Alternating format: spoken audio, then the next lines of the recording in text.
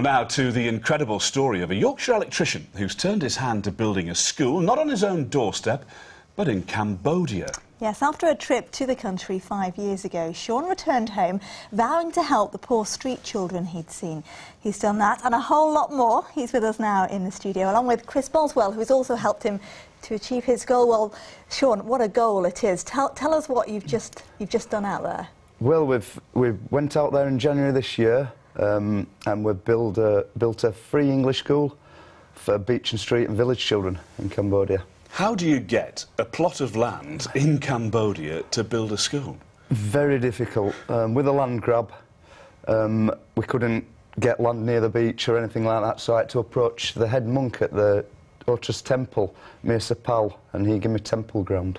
Wow, so, sacred ground. Sacred ground. And Chris, how did you get involved then? Sean came to me last year after he'd been going over there and helping for the past 5 years. The situation over there last year got even worse with a lot of the children who were living in places like rubbish dumps, getting displaced. Cambodia needs to put a lot of infrastructure in, so a lot of power companies are being brought in to build power stations.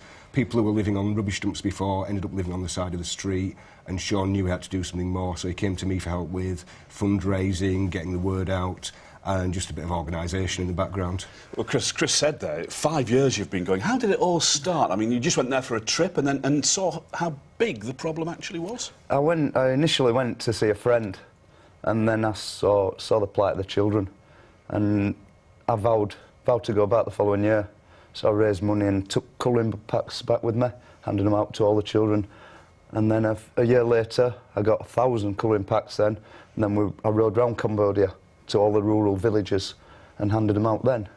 And then last year I thought, I've got to do a little bit more. It's not enough. You've certainly done that. I mean, just tell us how big the school is and how it runs with teachers, for example. Well, we've got 212 pupils from 1st of October. 200. That isn't what you started out for, though, was it? No, I ran a temporary school last year just from a bar for when the children come collecting cans. They come to the bar and we give them a free English lesson and a bit of food. But then we thought we'll try and build a permanent school. But the children we had were 25 to 35, so we built it for them.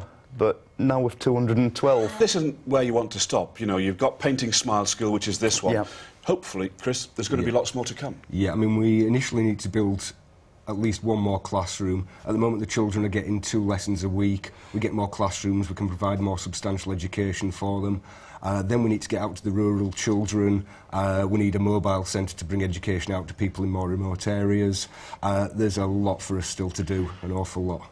Well, congratulations on what you've achieved so far. Thanks very much for coming in. If anybody wants to know more information about it, you can go to our Facebook page and it'll go on to yours too. Thank you so much for coming and talking to us. Thank you for having us.